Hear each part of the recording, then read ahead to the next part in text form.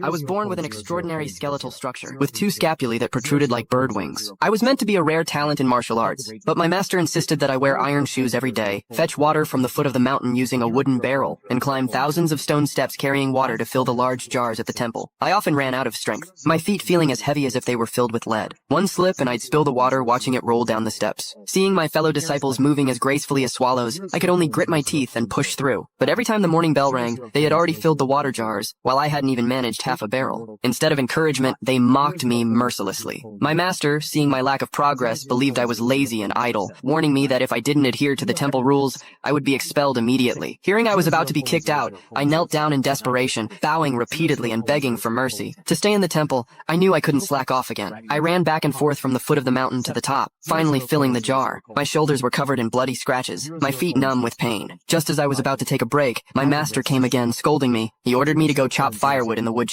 After 2 years in the temple, I had learned not a single martial move. My days were filled with water and firewood. I was filled with frustration, and could only vent my anger by staring at the logs. One day while I was brooding, a drunk monk stumbled by. Seeing my downcast expression, he immediately saw through my thoughts. He explained to me that fetching water and chopping wood were the foundations of Shaolin's inner power. Carrying water trained the legs, chopping wood strengthened the waist and back, connecting the upper and lower meridians. This was the highest form of inner strength. Suddenly I understood. I immediately knelt and begged him to teach me. The drunk monk waved his hand, declining the offer. He claimed he was of no use, staggering away. Though his steps were unsteady, I noticed his lower body was solid, his waist power extraordinary. I was convinced he was a master. The next morning, I imitated the drunk monk's movements, trying to practice martial arts, but my moves were clumsy and unrefined. The monk saw this and shook his head, then walked to the edge of the steps. He demonstrated his amazing waist strength again. Reluctantly, I tried to mimic him, but my lack of waist strength made me lose balance and fall. While rolling, I caught sight of two young monks sneaking around, heading toward the back mountain, as if they were hiding something.